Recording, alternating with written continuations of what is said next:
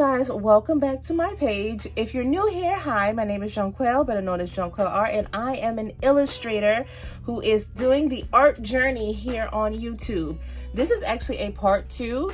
If you go back a video, you'll see where I drew this lovely girl out. She is in fact in my, I didn't draw her out, she is in fact in my coloring book. This is my coloring book, Vibrant Color, that I just released. This is the spiral bound version. It comes in 2 versions. Let's do a quick look-see so you can see it if this is your first time here.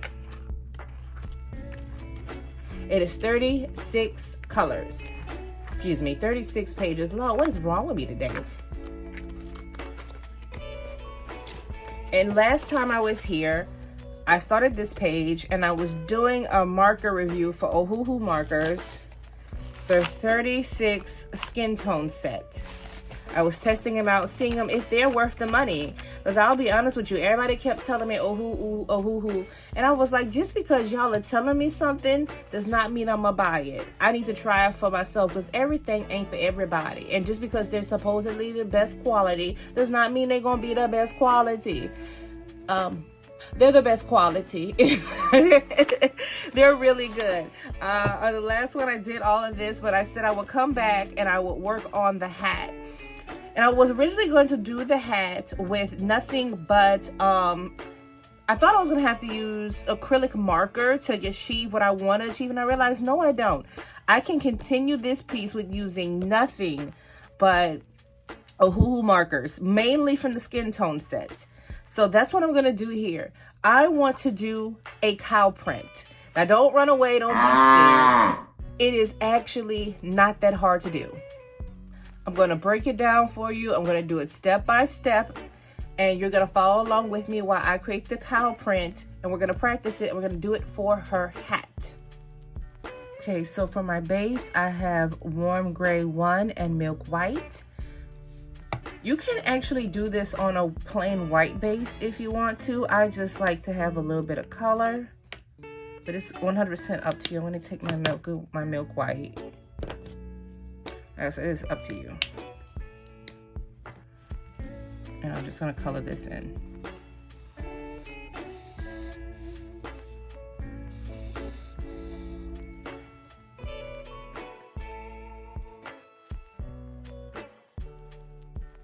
Now that I've got my base down, now you can leave it just like this. You can leave it just like this. Like I've said, I'm doing a little bit extra.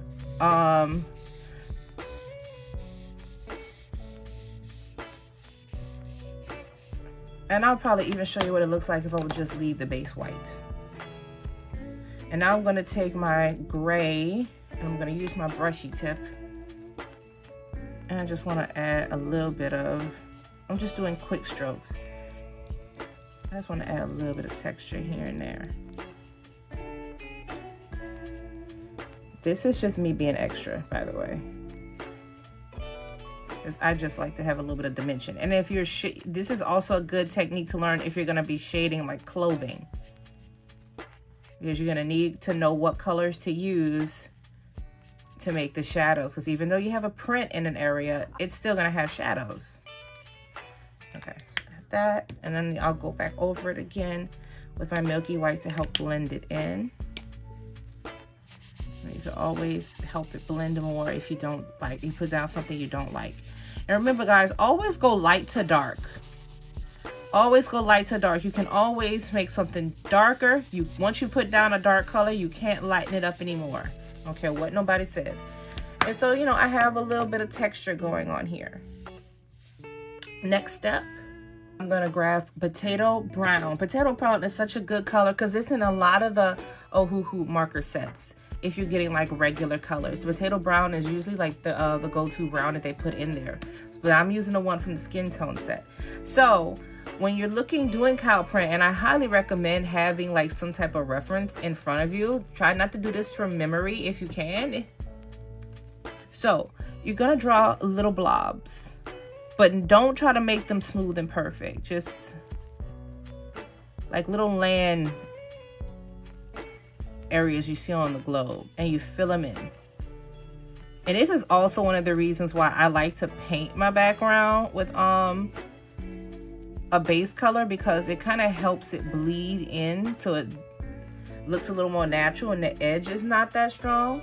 And notice I'm not making like smooth blobs like this. I'm not making blobs like that because natural looking cow print is not that smooth. So I'm putting a little bit of bumps on the edge.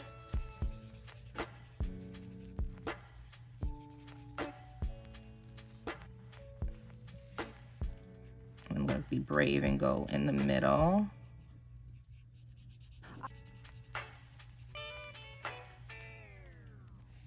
I have really no rhyme or reason to how I'm doing this, because if you look in nature, you know, they having all kind of different patterns on them. They're, you know, they're such beautiful animals.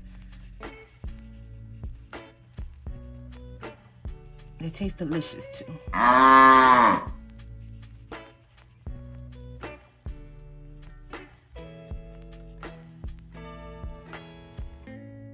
Okay.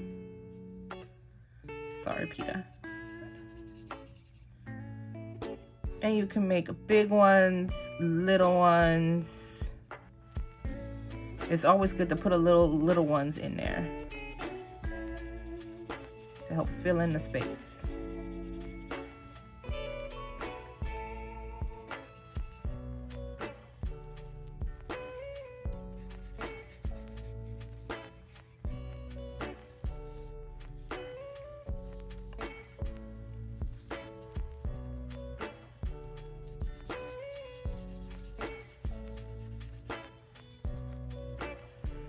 And I do recommend doing this with a brush tip. I should have stated that earlier. I highly recommend doing this with a brush tip. That brush tip is just going to help you get effects that I believe that the fine tip can't do. But if you do not have a brush tip, you can 100% do this with a fine tip as well.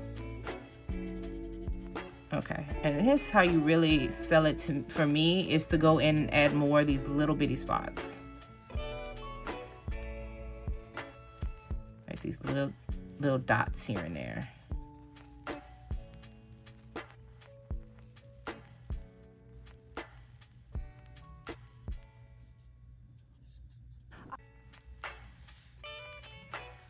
Not too much. Make sure it kind of looks natural. You're not just making a pattern here. And there it is. That is the base level cow print. I'm gonna do a second version that adds a little bit of razzle dazzle. But remember, the first version is 100% fine and is actually quite beautiful. But let's say maybe you're designing a cow print fashion illustration line and you want to show different variations of cow print or something, just random. This one is gonna be a little bit of a razzle dazzle. It's gonna start off the exact same way as the other one.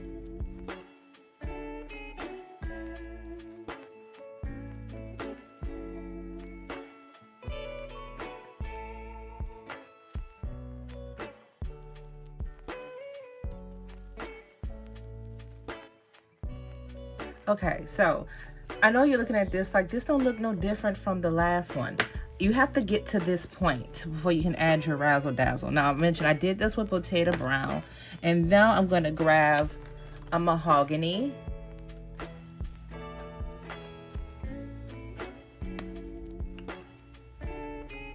I'm going to go in here and add a little bit of razzle dazzle. I'm going to actually add some additional spots on top. And the darker color. And you can even get fancier with this and put a lighter color than the potato brown down and then do the potato brown. You could do, excuse me.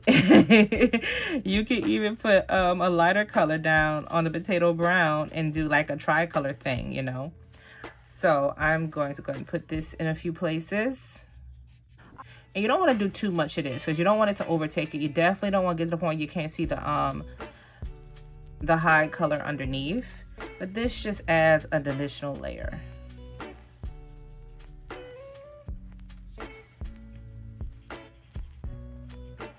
Makes it a little fancy.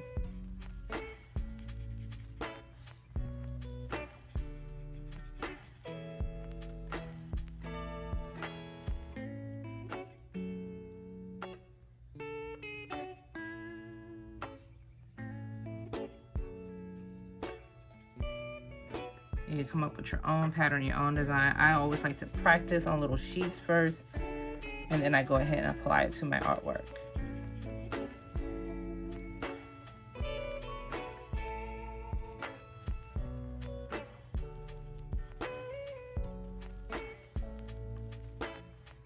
Of course, little dots sell it.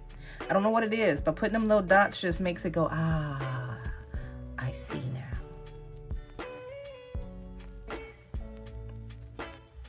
And even, I don't know if you noticed, when I was doing the base layer, I added a few little dots to the base layer too, to make it look like maybe it's the fur, because this cowhide is like their fur. I'm getting that wrong. Ignore it.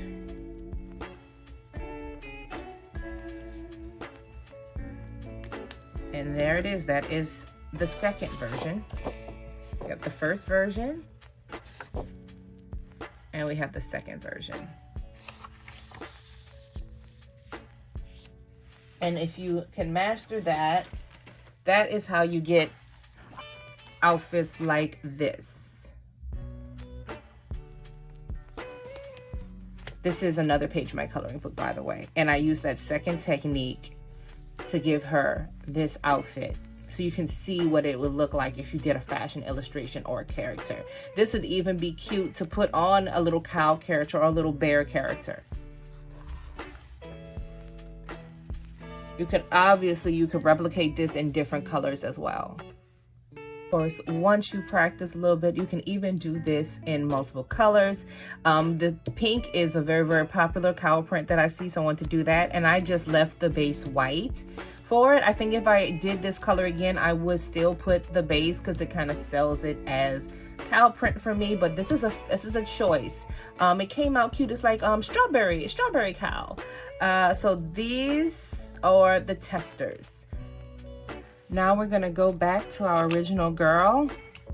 Using the colors and the techniques that I showed you, I'm gonna be doing the double layer cow print. So let's get to it.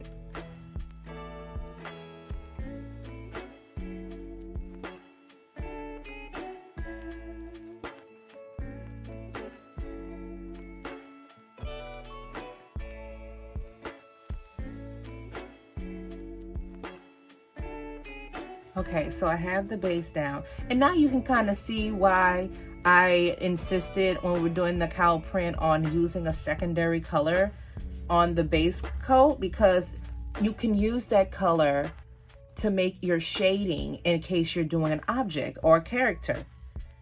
You can use it that way. So it's always good to just have whatever color you're using as your base, to have like a secondary color ready, because you may end up just using that as a base. I'm gonna put some little dots here. Scatter it about here and there, just to give it a little more texture before I start adding the texture. And of course I'm gonna go over them with the base color underneath to make them blend themselves out more. Like I said, never ever ever use the colorless blender unless you want it to have like a bleached look. And now I'm going to go in with my potato brown.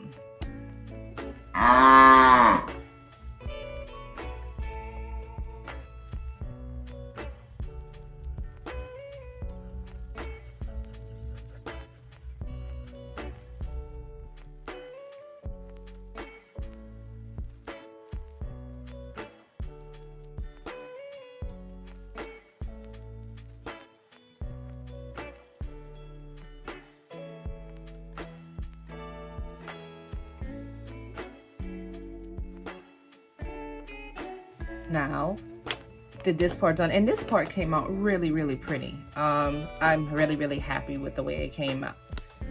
There are parts in it where it looked like it bled, but I actually like that. That's because of the paper that I'm using. I am using 100-pound paper, and this is a velvety paper, and it almost absorbs the markers like watercolor.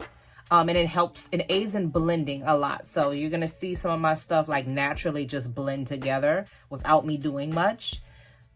So now that I've done this, I'm gonna do my final layer. But if I want to leave it like this is perfectly fine because she looks good. She looks great.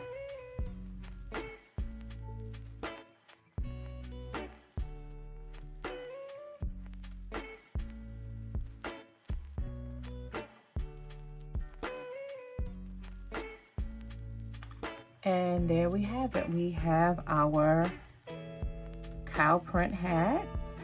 If you guys like this video, please, please, please subscribe to this page. Give me a comment. Give me a like.